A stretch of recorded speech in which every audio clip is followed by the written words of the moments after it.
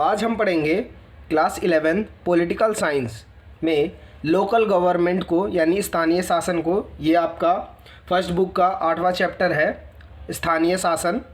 यानी इसमें ग्राम पंचायत आती है, पंचायत आएगी, जिला परिषद आएगा इसमें। यानी जो गांवों में पंचायत होती है उसे ग्राम पंचायत, यानी ग्राम पंचायत, जिला पंचायत और परिषद। इसमें हम पंचायती राज देखेंगे, नगर निगम देखेंगे, उसकी संरचना, ग्राम पंचायत की संरचना इत्यादि महत्वपूर्ण क्वेश्चनों पर चर्चा करेंगे जो एग्ज़ाम में अक्सर पूछे जाते हैं। पहले देख लेते हैं कि भाई स्थानीय शासन क्या है। अगर ये वीडियो आपको अच्छी लगे प्लीज़ मेरे चैनल को सब्सक्राइब करें, वीडियो को लाइक करें और कमेंट में बताएं और कौन से सब्जेक्ट को आपको स्टडी मटेरियल उपलब्ध कराया जाए, आपको किस सब्जेक्ट पे नोट्स चाहिए। स्थानीय शासन में हम पढ़ेंगे। पहले स्थानीय शासन क्या होता है वो देख लेते हैं। देश के ग्रामीण यानी देश के ग्रामीण पंचायत तथा प्रखंड स्तर पर कार्य करने वाली शासन प्रणाली को स्थानीय शासन कहते हैं। स्थानीय यानी जो गांवों में होती है ना, आप जानते हैं ग्रामीण सेवा में उपलब्ध होती है जो ग्राम पंचायत, आप जानते हैं वहाँ पे जो गांवों में शासन करती है ना, जो प्रणाली काम कर रही होती है उसे स्थानीय शासन कहते हैं। यानी देश के ग्रामीण, यानी ग्रामीण का मतलब होता है गाँव, रूरल एरिया, मतलब रूरल तो ग्रामीण एरिया वाले क्षेत्र में जहाँ पंचायत और प्रखंड स्तर पर काम करने वाली शासन प्रणाली होती है उसे स्थानीय शासन कहा जाता है। आप इसे दूसरी डेफिनेशन देख सकते हैं। आप लोग गांव और जिलों स्तर के शासन के स्थानीय शासन कहते हैं। यानी जो गांव में और जिला स्तर पे होती है ना शासन प्रणाली, उसे स्थानीय शासन कहते हैं। इस स्थानीय शासन में क्या होता है, एक ग्राम सभा होगा, ग्राम पंचायत होगा, जिला परिषद आते हैं इस स्थानीय शासन में। अब स्थानीय शासन की संस्थाओं को 1993 यानी 1993 में संवैधानिक दर्जा प्राप्त हुआ और संविधान में रखा इन्हें। संवैधानिक दर्जा मतलब संविधान में रखा गया कि जो पंचायत स्थानीय राज है उसको, स्थानीय शासन है उनको 1993 में संवैधानिक दर्जा दे दिया गया। अब है ये 4 नंबर में क्वेश्चन पूछता है स्थानीय शासन निकायों का क्या महत्व है, यानी क्यों महत्वपूर्ण है, इतनी हमें स्थानीय शासन की क्यों ज़रूरी है, हमारे लिए क्यों ज़रूरी है, हमारे लिए क्यों महत्वपूर्ण है, हमारे लिए क्यों आवश्यकता है। ऐसे ही क्वेश्चन बनते हैं इस पे, जिसका आंसर यही लिखना है कि स्थानीय शासन क्यों महत्वपूर्ण है, क्यों ज़रूरी है हमारे लिए, क्यों आवश्यकता है। पहला है स्थानीय शासन यदि मजबूत होते हैं तो इससे लोकतंत्र मजबूती होती है। कैसे? क्योंकि अगर किसी मकान का बेसिक स्ट्रक्चर जो है वो मजबूत रहेगा तो पूरा मकान ही मजबूत रहेगा। इसका एग्जाम्पल में आप लिख सकते हैं। पहला है स्थानीय शासन यदि मजबूत होता है तो ये लोकतंत्र की मजबूती होगी। दूसरा है स्थानीय शासन आम आदमी के सबसे नज़दीकी का शासन होता है। कैसे? क्योंकि गांव में अक्सर लोग होते हैं ज़्यादा पढ़े लिखे नहीं होते और ये हर मतलब छोटे छोटे इलाकों में ग्राम पंचायत स्थानीय शासन को देखा जा सकता है ग्राम पंचायत के रूप में। तो ये लोगों से काफ़ी जुड़ी होती है। आप देखते हो ग्राम प्रधान होते हैं गाँव में इत्यादि, जो शासन चला रहे होते हैं सब एक राजनीति से जुड़े होते हैं, स्थानीय शासन से जुड़े होते हैं। तो क्या करते हैं, जो आम आदमी होता है उनसे काफ़ी नज़दीकियाँ होती हैं। वो अपने जो भी समस्याएं हैं, जो परेशानियां होती हैं वो स्थानीय शासन को बताते हैं, ग्राम पंचायत में बताते हैं। फिर ग्राम जो पंचायत का प्रधान होता है वो अधिकतर मतलब गाँव में सड़क बनवाना, तालाब खुदवाना इत्यादि सारे काम करवाता है। आगे है तीसरा पॉइंट, आप इसमें कारगर और जनहितकारी प्रशासन के लिए स्थानीय शासन महत्वपूर्ण है। बिल्कुल, कारगर और जनहित जो होता है मतलब जो लोगों के हित और इच्छा ज़रूरत होती है उसके लिए स्थानीय शासन बहुत महत्वपूर्ण है। और चौथा पॉइंट लिखेंगे स्थानीय शासन राजनीतिक लोगों के द्वारा चलाया जाता है। स्थानीय शासन स्थानीय लोगों के द्वारा चलाया जाता है, इसलिए उन्हें अपने समस्याओं के बारे में पता होता है। इस पॉइंट का कहने का मतलब है जो स्थानीय शासन होती है वो क्या होता है, जो वहाँ के रहने वाले लोग होते हैं ना उनके द्वारा चलाया जाता है। जैसे कि ग्राम पंचायत चुनाव होता है, आप जाते हैं, जो वोट करते हैं, प्रधान चुना जाता है, फिर वो होता है ना आपसी बात व्यवहार होता है, एक ही गाँव में लोग रहते हैं, उसमें उनके समस्याओं को फिर आपस में ही पता रहता है। एक छोटे लेवल पे शासन को सुचारू रूप से चलाया जा रहा होता है।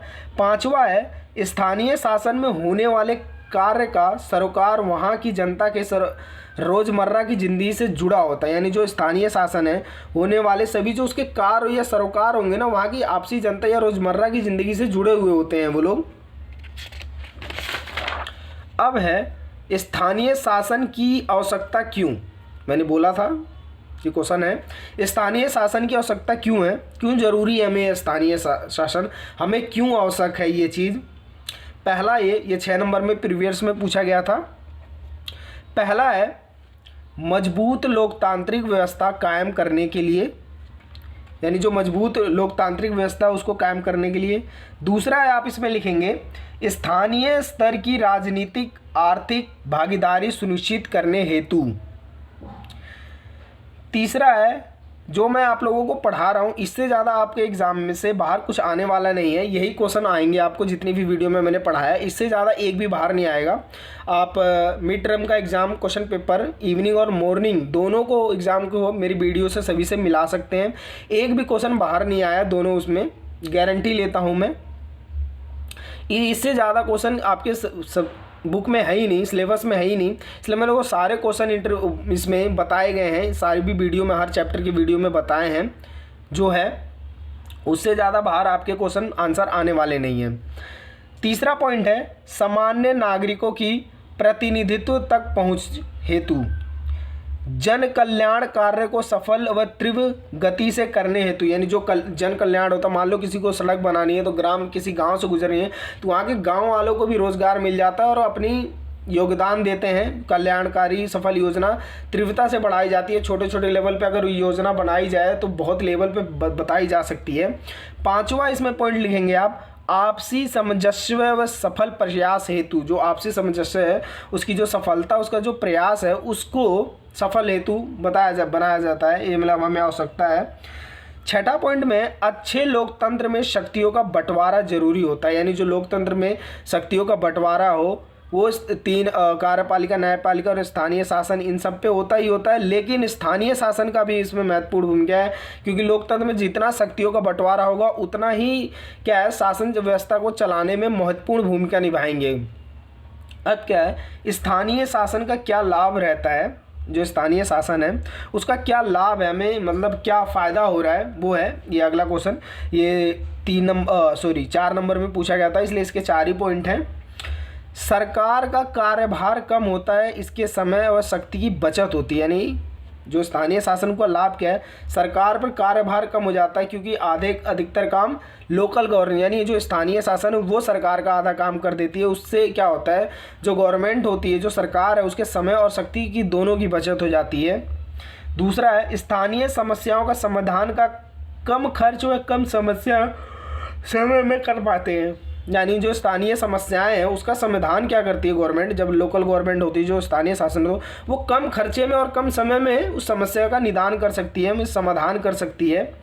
तीसरा है स्थानीय शासन में लोगों को स्वयं अपने कार्यों के प्रबंध का अवसर मिलता है और अपने जिम्मेदारी की भावना आती है, यानी जो स्थानीय शासन है उन लोगों में स्वयं अपने कार्यों को प्रबंध करने मतलब खुद ही अपने काम करने का अवसर मिलता है और उनमें जिम्मेदारियों की भावना भी एक तरीके से आने लग जाती है।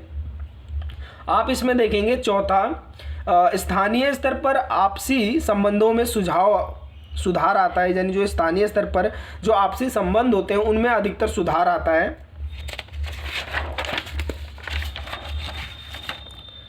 स्थानीय शासन का विकास, यानी भारत में स्थानीय शासन का विकास कैसे हुआ है उसके ऊपर है, ये प्रीवियस में पूछा गया था। इस प्रीवियस में नहीं पिछले में 2020 और 21 वाले क्वेश्चन में पूछा गया था, 20 और 21 वाले सेक्शन में ही पूछा गया था भारत में स्थानीय शासन का क्या विकास रहा है, कैसे विकास हुआ। पहला पॉइंट लिखेंगे अपना शासन खुद चलाने वाले समुदाय प्राचीन भारत में सभा के रूप में मौजूद थे, यानी जो अपना शासन रूल कर सकते थे वो प्राचीन भारत में सभा के रूप में मौजूद थे। समय बीतने के साथ गांव की इसे सभ्यताओं ने पंचायत का रूप ले लिया, यानी समय जैसे जैसे प्राचीन काल से आधुनिक काल में आया वैसे वैसे इन गाँवों की सभ्यताओं ने पंचायत का रूप ले लिया। दूसरा पॉइंट आप लिखेंगे आधुनिक समय में स्थानीय शासन के निर्वाचन निकाय पर सन 1882 के बाद अस्तित्व में आया ये, और उस वक्त क्या होता था लॉर्ड रिपिन एक भारत का वायसराय था जो ब्रिटिश भारत का आप कह सकते हैं, जो ब्रिटिश जब रूल करते थे यहाँ पे तो वहाँ से एक लॉर्ड रिपिन भारत का वायसराय था।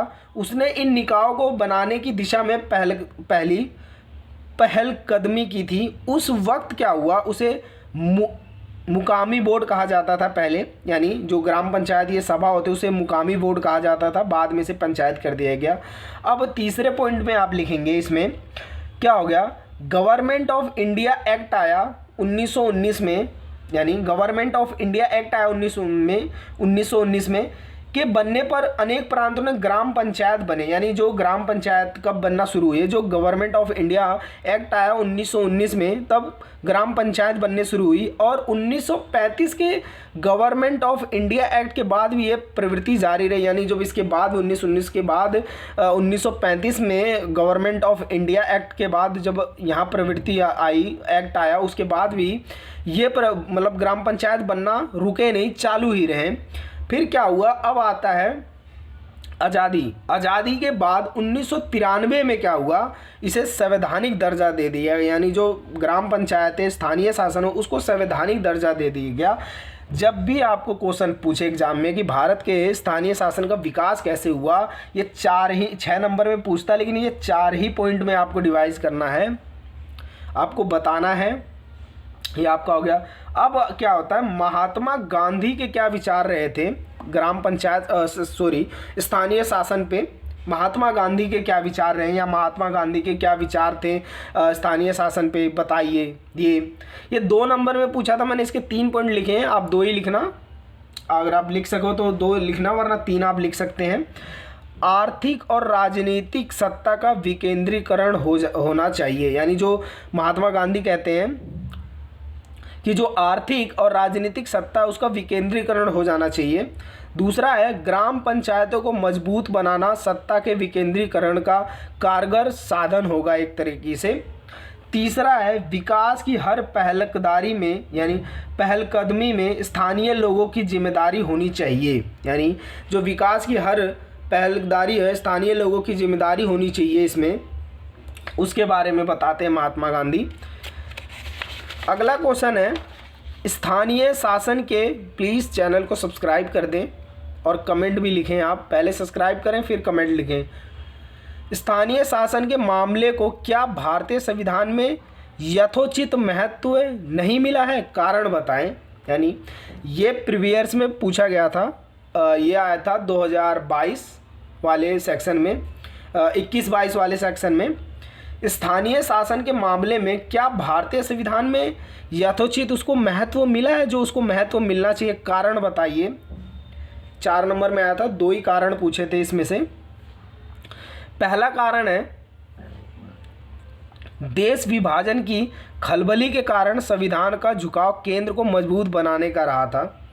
नेहरू यानी पंडित जवाहरलाल नेहरू खुद अति स्थायित्वता को राष्ट्र की एकता और अखंडता के रूप में खतरा मानते थे, यानी खुद वो पंडित जवाहरलाल नेहरू थे जो उन्हें जो स्थानीयता को, राष्ट्र की एकता और अखंडता को खतरा मानते थे।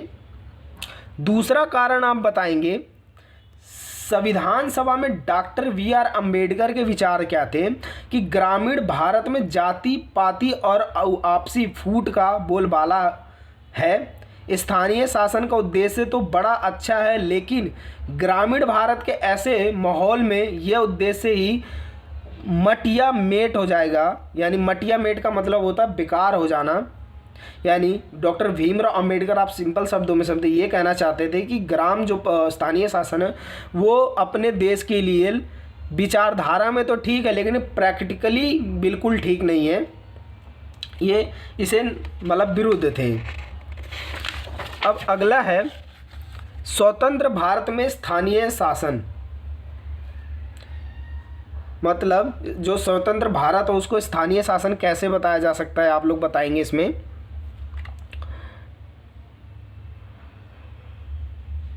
हाँ, स्थानीय शासन। अब क्या हुआ, जो स्वतंत्र जब भारत हुआ, संविधान लिख चुका गया, उसके बाद जो उसको संवैधानिक दर्जा मिल गया, अब उसमें क्या होगा, स्वतंत्र व स्थानीय शासन का क्या रूप रहा है वो उस पर चर्चा डिस्कस की गई है। तो संविधान के 73वें और 74वें संशोधन के बाद स्थानीय शासन को मजबूत आधार मिला, यानी जो संविधान संशोधन था 73वां और 74वां जो संविधान संशोधन था उसमें स्थानीय शासन को मजबूत आधार मिला। सामुदायिक विकास कार्यक्रम 1952 में स्थानीय विकास की विधि गतिविधियों में जनता की भागीदारी बढ़ाने के लिए एक कार्यक्रम चलाया गया जिसमें सामुदायिक विकास कार्यक्रम नाम दिया गया। यानी जो ये 1 नंबर में पूछा गया था, सामुदायिक विकास कार्यक्रम 1952 में स्थानीय विकास की किसके लिए चलाया गया था? स्थानीय विकास की विभिन्न गतिविधियों में जनता की क्या भागीदारी बढ़ाने के लिए की गई थी कि ये कार्यक्रम चलाया गया कि जिसमें सामुदायिक जो समुदाय है उसको सामुदायिक विकास कार्यक्रम को नाम दिया गया। इसका उद्देश्य क्या था? सामुदायिक विकास कार्यक्रम का उद्देश्य क्या था? पहला उद्देश्य आप लिखेंगे स्थानीय विकास की विभिन्न गतिविधियों में जनता की भागीदारी हो। यानी जो स्थानीय विकास है, जो डेवलपमेंट है, उसमें क्या हो, जो जनता है उसकी भागीदारी महत्वपूर्ण रूप से हो, पूरी भागीदारी निभाए। दूसरा है ग्रामीण इलाकों के लिए एक त्रिस्तरीय पंचायती राज व्यवस्था की सिफारिश की गई। यानी सामुदायिक विकास कार्यक्रम में दूसरा पॉइंट में आप लिखेंगे जो ग्रामीण इलाके थे उसके लिए त्रिस्तरीय पंचायती राज्य व्यवस्था की सिफारिश की गई। फिर तीसरा क्या है इसमें पॉइंट, राज्यों से स्थानीय निकायों को अधिक से अधिक शक्तियों का वितरण किया गया। चौथा पॉइंट आप लिखेंगे स्थानीय निकाय स्थानीय विकास को देखभाल कर सके, इसके लिए पहल की गई। अब आता है एक गुंथन समिति, ये प्रीवियस में पूछा गया था, गुंथन समिति के बारे में बताना था। ये गुंथन समिति 1800 जब मतलब ये पंचायती राज्य के ही है, गुंथन समिति है, उसकी क्या सिफारिशें रही हैं ये प्रीवियस में पूछा गया था।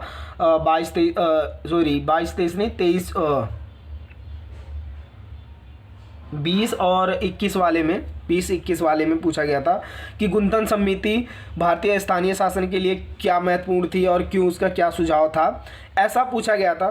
तो ये गुंथन समिति क्या थी? 1988 में संसद की सलाहकार समिति का एक उप समिति थी, या पीके गुंथन की अध्यक्षता में। ये गुंथन है, जो पीके गुंथन एक व्यक्ति अध्यक्ष थे, उनकी राजनीतिक और प्रशासनिक ढांचे की जांच करने के उद्देश्य से गठित की गई थी ये। यानी जो गुंथन समिति थी 1988 में, जो संसद सलाहकार समिति थी उसके एक उप समिति यानी छोटी समिति थी, पीके गुंथन की अध्यक्षता इसमें थी। यानी जो पीके गुंथन थे इस समिति के अध्यक्ष थे, उसमें जो राजनीतिक और प्रशासनिक ढांचे की जाँच करने के उद्देश्य से ये गठित की गई थी कि जो स्थानीय शासन की जो राजनीतिक और प्रशासनिक है उसकी कैसे जाँच के उद्देश्य से गठित किया जा सकता है।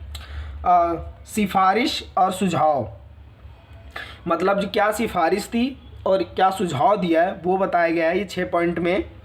पहला क्या था इसमें, स्थानीय शासन के निकायों में संवैधानिक दर्जा प्रदान करना, जो स्थानीय शासन थी उसको संवैधानिक दर्जा प्रदान करना था।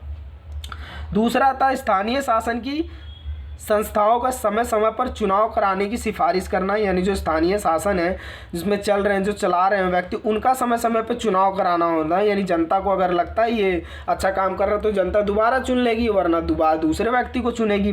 तीसरा है उनकी समुचित कार्यों की सूची तय करने तथा ऐसी संस्थाओं को धन प्रदान करने के लिए संविधान में संशोधन किया जाएगा। गाँव, प्रखंड तथा जिला स्तरों पर त्रिस्तरीय पंचायती राज, गांव, प्रखंड यानी जिला स्तरीयों पर क्या है, त्रिस्तरीय यानी 3 स्तर पे पंचायती राज व्यवस्था हो। 5वां पॉइंट आप लिखेंगे पंचायती राज संस्थाओं का 5 वर्ष का निश्चित कार्यकाल होना चाहिए। यानी जो पंचायती राज है उसका 5 वर्ष के लिए निश्चित कार्यकाल होना चाहिए। छठा है पंचायती राज के तीनों स्तरों पर जनसंख्या के हिसाब से आरक्षण होना चाहिए। यानी जो पंचायती राज की त्रिस्तरीय की मांग कर रही थी उसमें क्या था, जनसंख्या के हिसाब से उसमें आरक्षण का होना हो चाहिए। यानी जनसंख्या जितनी होगी उतने आरक्षण, जनसंख्या के हिसाब से आरक्षण हो जाने चाहिए। अब संविधान का 73वां और 74वां संशोधन, ये ऐसे ही एज इट इज़ पूछा गया था। संविधान का 73वां और 74वां संशोधन को संक्षेप में बताएं। ये 4 पॉइंट में मैंने बताया है। 1952 में संविधान के 73वां और 74वां संशोधन को संसद ने पारित किया था। यानी ये क्वेश्चन ऐसे पूछा गया था, संविधान की 73वां और 74वां संशोधन का वर्णन कीजिए या बताएं। तो इसमें मैंने ये 4 नंबर पर पूछा गया था, इसलिए 4 पॉइंट लिखे हैं मैंने। 1992 में संविधान के 73वां और 74वां संशोधन को संसद में पेश किया गया। दूसरे पॉइंट में आप लिखेंगे 1993 73वें और 74वें संशोधन लागू हुए। संविधान का 73वां संशोधन गांव के स्थानीय शासन से जुड़ा है। इसका संबंध पंचायती राज व्यवस्था से, संस्थाओं से, यानी जो 73वां संविधान संशोधन है वो पंचायती राज को बताता है। संविधान का 74वां संशोधन क्या है? शहरी स्थानीय शासन या नगर पालिका से जुड़ा हुआ है। ये 74वां संविधान संशोधन जो नगर पालिका से जुड़ा हुआ है। अब आते हैं 73वां संशोधन पंचायती राज में क्या बदलाव लेके आया है। जो 73वां संविधान संशोधन है वो पंचायती राज में क्या बदलाव लेके आया है। तो इसमें त्रिस्तरीय बनावट कैसी रही है पंचायत की, यहाँ देखें मैंने बना रखा है त्रिस्तरीय। इसमें पहले आप देखेंगे सभी प्रदेशों में पंचायती राज व्यवस्था का ढांचा त्रिस्तरीय होना चाहिए, यानी 73वां संविधान संशोधन त्रिस्तरीय मांग रहा है पंचायती राज। पंचायती राज में इस 73वें संविधान संशोधन से क्या बदलाव आए थे वो इसमें बताए गए हैं। ग्राम सभा या ग्राम पंचायत ये पहला स्तर होगा। ग्राम पंचायत या ग्राम सभा ये पहला स्तर होगा त्रिस्तरीय का। ग्राम पंचायत के बारे में एक अथवा एक से ज़्यादा गांव आते हैं, यानी ग्राम पंचायत में एक या एक से अधिक गांव आएंगे जिसका प्रधान सरपंच या मुखिया होता है। जिसका मतलब प्रधान अब सरपंच होगा या मुखिया होता है। अब आता है प्रखंड। प्रखंड मतलब होता है ब्लॉक या तालुका पंचायत, ब्लॉक स्तर पे गठित स्थानीय शासन को प्रखंड पंचायत कहते हैं। जो प्रदेश आकार से छोटे हैं वहाँ मॉडल या तालुका पंचायत यानी मध्यवर्ती स्तर को बनाने की ज़रूरत नहीं है। अब है जिला पंचायत। जिला डिस्ट्रिक्ट लेवल पे पंचायती राज के त्रिस्तरीय ढांचे सबसे ऊपरी पायदान पर जिस स्थानीय शासन की व्यवस्था है उसे जिला पंचायत कहा जाता है। यानी जिला पंचायती राज के त्रिस्तरीय ढांचे के सबसे ऊपरी पायदान पर जिस स्थानीय शासन की व्यवस्था है उसे जिला पंचायत कहा जाता है। इसके दायरे में पूरे के सभी ग्रामीण इलाके आते हैं, यानी इसके दायरे में क्या है, पूरे जिले, जितने भी ग्रामीण इलाके होंगे वो सभी आएंगे। ये देख लिए, ये एक पिरामिड की तरह मैंने बना रखा है। पहले में आएगा, ये पहले स्तर पे क्या, ग्राम पंचायत जो गांव में होती है। ये आएगा दूसरे पे ब्लॉक समिति जो ब्लॉक स्तर पे होगी। अब आता है जिला स्तर पे जिला पंचायत आती है। ये 3 स्तरों पे त्रिस्तरीय में बनावट में क्या बदलाव आए हैं पंचायती राज में वो है। अब है 73वें संविधान संशोधन या 73वें संशोधन का प्रावधान क्या रहा है। इसका क्या प्रावधान है, ये 2 नंबर में पूछा गया था। 73वें संशोधन का प्रावधान, ग्राम सभा अनिवार्य रूप से बनाई जानी चाहिए। ये 73वें संविधान प्रावधान दिया है कि ग्राम सभा अनिवार्य रूप से बनाई जाए। दूसरा है पंचायती हलके में जो हलके होते हैं मतदान के रूप में दर्ज हर वयस्क व्यक्ति ग्राम सभा का सदस्य होगा। हल्का ग्रामीण पंचायत हलके मतलब गांव में मतदान के रूप में जो दर्ज हर वयस्क व्यक्ति हो ना ग्राम सभा का सदस्य होगा। तीसरा है ग्राम सभा का भूमिका और कार्य का फैसला प्रदेश के कानून से होता है। यानी जो ग्राम सभा की भूमिका होगी और उसका कार्य और उसका जो फैसला होगा वो प्रदेश के कानून से होगा, जो राज्य कानून है उसके होगा। अब इसका चुनाव कैसे होता है, किसका, ग्राम पंचायत का चुनाव कैसे होगा। चुनाव पंचायती राज का चुनाव कैसे है। पंचायती राज संस्थाओं के 3 स्तर के चुनाव सीधे जनता करती है। यानी जो तीनों स्तर का चुनाव होगा ग्राम पंचायत का वो सीधे जनता करेगी। अब है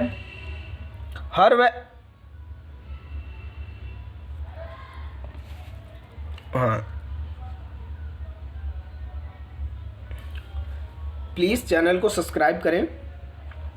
अब क्या है, दूसरा पॉइंट आप लिखेंगे हर पंचायती निकाय में क्या होगा कि अवधि 5 साल के लिए होगी इसकी, यानी ग्राम पंचायत 5 साल के लिए होगी। और तीसरे पॉइंट में आप लिखेंगे यदि प्रदेश की सरकार 5 साल पूरे होने से पहले पंचायत को भंग कर देती है तो इसे 6 माह के अंदर नए चुनाव होने चाहिए।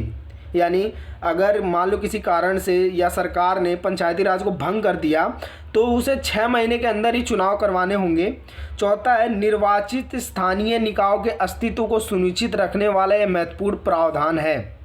इसका चुनाव देख लिया, अब देख लो इसका आरक्षण, यानी 73वें, अब देख लो आरक्षण, पंचायती 73वें संविधान संशोधन में आरक्षण क्या है। सभी पंचायती संस्थाओं में 1/3 सीट महिला के लिए आरक्षित होगी, यानी जितने भी पंचायती हैं संस्था उसमें 1/3 जो सीट होगी महिला के लिए आरक्षित होगी।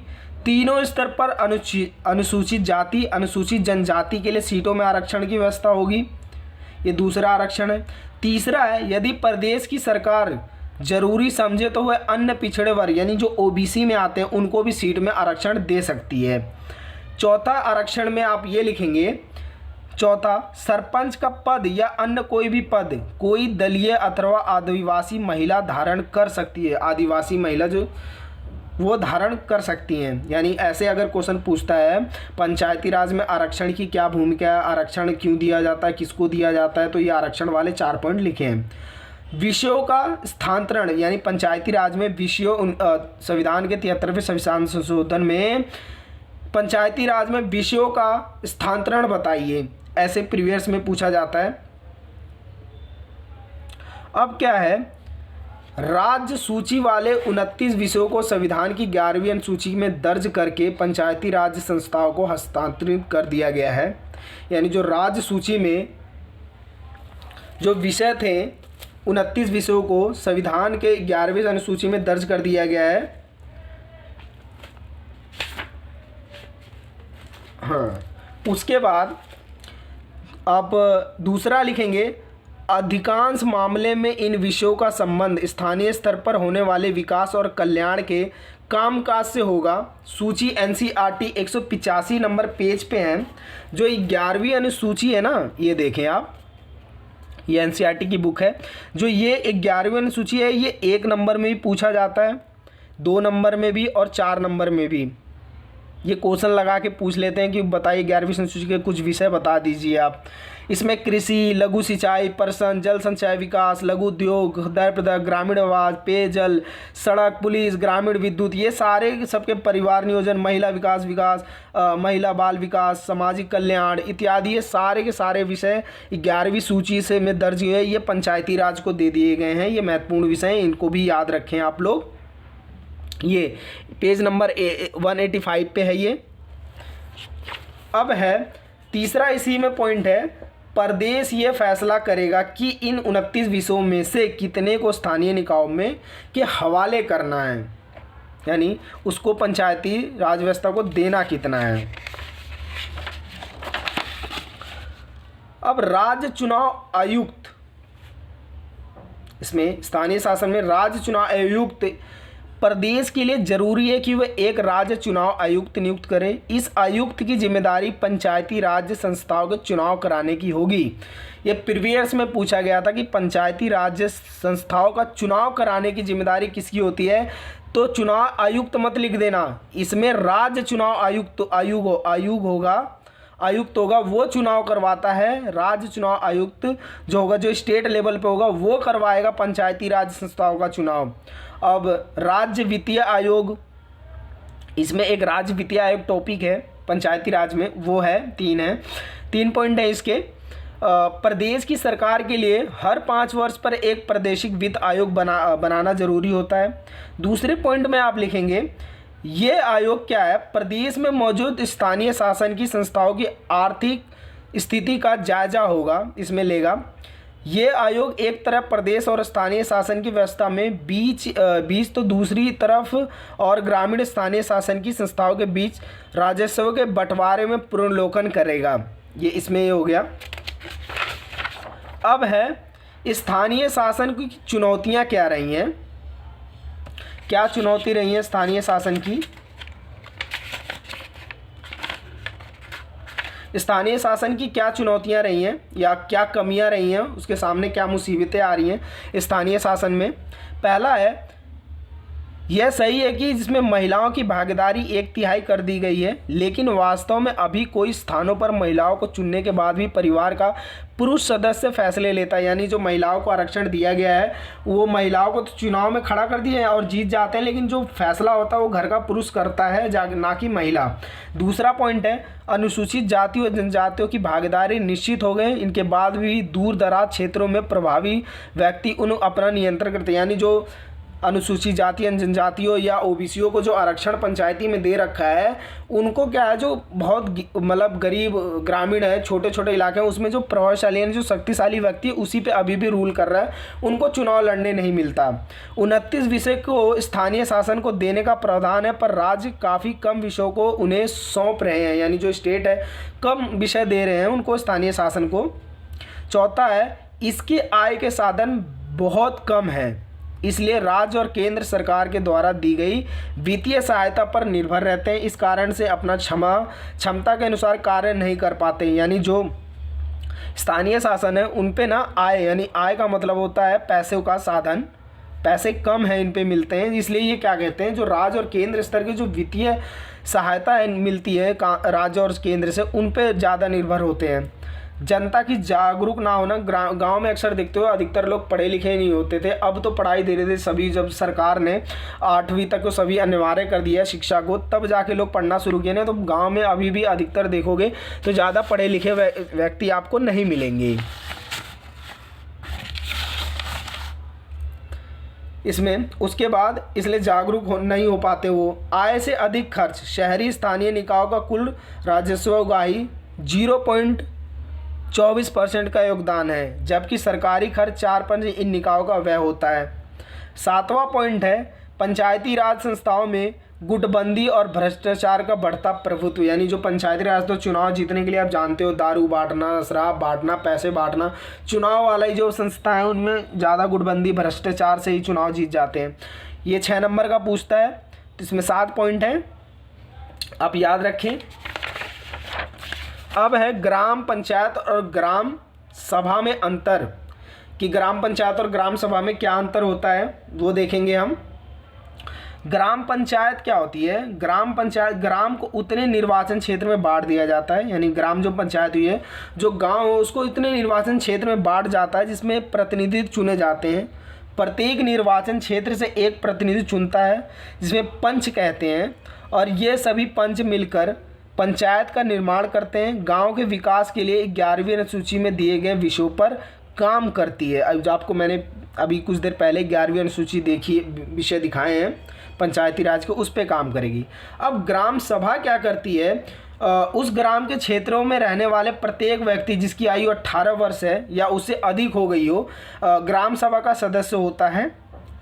वर्ष में 2 बार इसकी बैठक होनी अनिवार्य है। ये ग्राम पंचायत द्वारा किए गए कार्य की समीक्षा करता है। यानी जो ग्राम पंचायत काम करेगी उसकी समीक्षा देख रेख करेगा कि काम हुआ है या नहीं हुआ। अब संविधान के 73वें संशोधन से पहले और संशोधन के बाद के स्थानीय शासन के बीच मुख्य अंतर बताइए, प्रीवियस में पूछा गया था। इसमें जो मतलब 73वें संशोधन से पहले, यानी तो पहले क्या था पंचायत और बाद में क्या हो गई संशोधन के बाद, ये पहले वाला देख लें। 73वें संविधान संशोधन से पहले क्या हुआ, ग्राम पंचायत सरकारी आदेशों के अनुसार गठित होती थी। जो ग्राम पंचायत हो सरकारी आदेशों के साथ गठित हो रही थी। इसके संस्थाओं के चुनाव अप्रत्यक्ष रूप से होते हैं। यानी ये अंतर बताना है, इसमें अंतर है। अनुसूचित जाति और महिलाओं के लिए जो स्थानों में आरक्षण की व्यवस्था नहीं थी इसमें, यानी पहले नहीं थी। इन संस्थाओं के कार्यकाल अनिश्चित है, मतलब एक बार हो गया तो चलते रहते थे, वही राजा महाराजा वाली बात होती थी। इसमें आर्थिक रूप से कमज़ोर भी थी ये।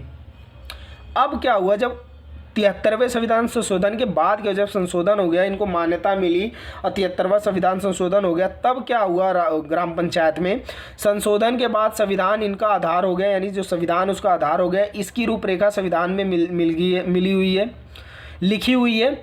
चुनाव प्रत्यक्ष रूप से होने लगे। यानी जो चुनाव है पहले क्या होता था, अप्रत्यक्ष रूप से होता था, यानी कोई भी चुन जाए। अब प्रत्यक्ष रूप से चुने जाते थे। महिलाओं और अनुसूचित जाति के लिए लोगों का आरक्षण दिया जाता था, पहले वाले में नहीं दिया जाता था। इनका कार्यकाल निश्चित किया गया तथा इनका कार्यकाल 5 वर्ष का था, लेकिन पहले वाले का अनिश्चित था, कभी भी तक चलता था। अब आर्थिक रूप से मजबूत है ये, और पहले आर्थिक रूप से कमज़ोर थे। पंचायती राज संस्थाओं के क्या कार्य हैं, यानी जो पंचायती राज है उस संस्था के क्या कार्य रहे हैं। पहला है कार्य स्वच्छ पेयजल और मुहैया कराना, यानी पानी और स्वच्छ जल मुहैया कराना। गांव में प्राथमिक स्वास्थ्य और डिस्पेंसरी केंद्रों की स्थापना करना। नालियों सड़कों के रख रखाव करना, उन्हें बनवाना। सड़क के किनारे प्रकाश की व्यवस्था करना, यानी जो सड़क के किनारे आप गांव में देखते हो ना लाइटें लगती हैं, वो ग्राम पंचायत का काम होता है। गांव के सभी घरों तक प्राथमिक शिक्षा पहुंचाना और ग्रामीण प्राथमिक विद्यालयों को प्रबंध करना। लघु सिंचाई तथा कृषि योजनाएं लघु करना और क्रियान्वित करना उन्हें। ग्रामीण विद्युतीकरण करना। शहरी सड़कों को गांव से जोड़ने की योजना और क्रियान्वित करना, यानी जो शहर की जो बड़ी बड़ी सड़कें आ रही हैं गांव से, उनके साथ गांव को जोड़ना ताकि उनका भी विकास हो गए। राज्य और केंद्र योजना को गांव तक पहुंचाना, जो स्टेट लेवल और सेंट्रल लेवल पे जो योजना होती हैं वो गांव तक पहुंचाना ग्राम पंचायत का काम होता है। 10वां है ग्रामों को अवकाश प्रदान करना और सरकार से, यानी गरीब ग्रामीणों को अवकाश प्रदान करना, जैसे मनरेगा देखते हैं आप, नरेगा पहले था, अब मनरेगा हो गया। रोजगार गारंटी योजना इत्यादि जो है वो गांव को काम करने के लिए दिया जाता है, सड़कें बनवाना इत्यादि। अब आता है 74वां संविधान संशोधन। 74वें में क्या था?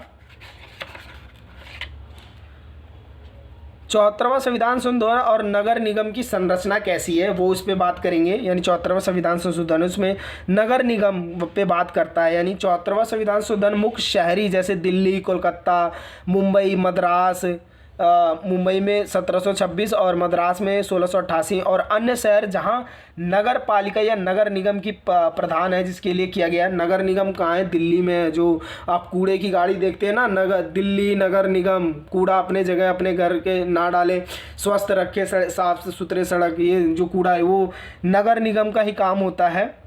दूसरा है प्रत्येक नगर के लिए सभी वैक्स मतदारों को द्वारा चुनी गई एक सामान्य परिषद होते हैं। इन चुनाव से सदस्यों को परिषद काउंसलिंग कराते हैं। तीसरा पॉइंट है पूरे नगर निगम के चुनाव हुए सदस्य अपने एक नगर निगम का अध्यक्ष और चुनाव कराते हैं, जिसे महरोप या मेयर कहते हैं। चौथा पॉइंट आप लिखेंगे प्रत्येक नगर निगम या नगर पालिका या नगर पंचायत का कार्यकाल 5 वर्ष का होता है।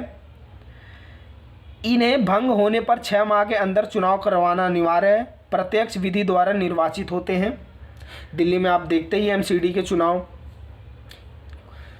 नगर निगम के क्या कार्य हैं? सड़कों का निर्माण व रखरखाव, जल आपूर्ति कराना, दिल्ली में आप जानते ही हैं जल आपूर्ति कैसे होती है। सार्वजनिक स्वास्थ्य और स्वच्छता मुहैया करवाना, सार्वजनिक सुविधाएं जैसे स्कूल, स्वास्थ्य, सड़क, डिस्पेंसरी व्यवस्था, पार्क, खेल के मैदान इत्यादि सुविधाजनक सुविधाएं प्रदान कराना। संस्कृति और शैक्षिक स्तर में सुधार और प्रोत्साहन देना। जन्म मृत्यु का लेखा जोखा रखना। शहर की आबादी का कूड़ा एकत्रित करने और नियंत्रण करना है। कूड़ा यानी नगर निगम एमसीडी आती है ना, कूड़ा उठाने वाली गाड़ी, बिल्कुल। नगर निगम के आय के क्या साधन हैं, यानी कमाई के क्या साधन हैं? घर, बिजली और पानी पर कर, कूड़ा करकट तथा मरे जानवरों को बेचकर आय, टोल टैक्स, विज्ञापनों से आय, ये नगर निगम के आय के साधन है। भारत में स्थानीय निकायों का ढांचा कैसा रहा है? पहला ढांचा आप बताएंगे। ग्रामीण भारत में जिला पंचायत की संख्या करीबन 500, मध्यवर्ती और अखंड स्तरीय पंचायत की संख्या 600 और ग्राम पंचायतों की संख्या 2,50,000 है। तीसरे पॉइंट में आप लिखेंगे शहरी भारत में 100 से ज़्यादा नगर निगम और 1400 नगर पालिका और 200 नगर पंचायत मौजूद हैं। हर 5 वर्ष बाद इन निकायों के लिए 32 लाख सदस्यों का निर्वाचन होता है। अब है स्थानीय निकायों में महिलाओं की क्या स्थिति रही है। क्या महिलाओं की क्या स्थानीय शासन में जो महिला हैं उनको क्या स्थिति रही है? पहला है स्थानीय शासन में पंचायती और नगर पालिका में आरक्षण के कारण महिलाओं की जो भारी संख्या में मौजूदगी सुनिश्चित हुई, यानी अधिकतर लोग बढ़ चढ़ के ले रहे हैं भाग इसमें। उसके बाद महिलाएं जनप्रतिनिधियों की एक बड़ी संख्या अध्यक्ष सरपंच जैसे पदों पर आसीन हुई हैं, यानी अपने पंचायत सरपंच अध्यक्ष बनी हैं महिलाएं। आज 200 महिलाएं जिला पंचायतों की अध्यक्ष हैं। 2000 महिलाएं प्रखंड और ताल्लुक यानी जिले और पंचायत की अध्यक्ष कर रही हैं। ग्राम पंचायतों में महिला सरपंच की संख्या 80,000 से ज़्यादा है। महिलाओं की स्थिति बता रहा हूँ मैं, ये प्रीवियस में पूछा गया था। नगर निगमों में 30 महिलाएं मेयर हैं। नगर पालिका में 500 से ज़्यादा महिलाएं अध्यक्ष पद पर आसीन हैं, मतलब बैठी हैं। लगभग 650 नगर पंचायतों में प्रधानी महिलाओं का हाथ में है। अब ये हो गया महिलाओं की स्थिति स्थानीय शासन में। स्थानीय निकायों में अनुसूचित जाति और जनजातियों की क्या स्थिति, अभी महिलाओं की देखिए। अब ये अनुसूचित और जनजाति की क्या स्थिति रही है। अनुसूचित जाति और जनजाति के लिए आरक्षण को संविधान में ही अनिवार्य बना दिया गया है, जिसमें इन समूहों की स्थिति में काफ़ी सुधार किए गए हैं। दूसरा पॉइंट लिखेंगे आप, स्थानीय शासन की शहरी और ग्रामीण संस्थाओं के निर्वाचन सदस्यों को इन समुदायों में सदस्यों की संख्या लगभग 6.6 लाख है। इसमें स्थानीय निकायों की सामाजिक बनावट से भारी बदलाव आए हैं। प्रशासनिक समझ और विकसित हुई है। ये 4 पॉइंट हो गए। अब ये लास्ट क्वेश्चन है आपका, उसके बाद हम दूसरी बुक शुरू करेंगे पढ़ना। ये लास्ट क्वेश्चन है, दिल्ली नगर निगम की संरचना, यानी जो दिल्ली नगर निगम है उसकी संरचना कैसी है। दिल्ली नगर निगम को प्रभावी बनाने के लिए 3 भागों में बांटा गया है। पहली बात तो जो दिल्ली नगर निगम है उसको कैसे प्रभावित बनाना है उसके 3 भागों में बांटा गया है। पहला पूर्वी दिल्ली नगर निगम, उत्तरी दिल्ली नगर निगम, दक्षिणी दिल्ली नगर निगम। दिल्ली में कुल इसके लिए 273 निर्वाचन क्षेत्र हैं। प्रत्येक क्षेत्र को वार्ड कहा जाता है। प्रत्येक निर्वाचन क्षेत्र से कई प्रतिनिधि चुनाव लड़ते हैं। विजय केवल एक होता है, उसे पार्षद कहते हैं। प्रत्येक नगर निगम अपने कार्यों की अध्यक्षता करने के लिए एक व्यक्ति को चुनाव से ही, जिसे मेयर कहते हैं। ये वीडियो यहीं ख़त्म होती है। अगर आप वीडियो को अच्छा लगा तो मेरे चैनल को सब्सक्राइब करें, वीडियो को लाइक करें और कमेंट बताएं कि आगे किन चैप्टरों और किन विषयों पे आपको नोट्स प्रोवाइड कराया जाए। वीडियो देखने के लिए धन्यवाद।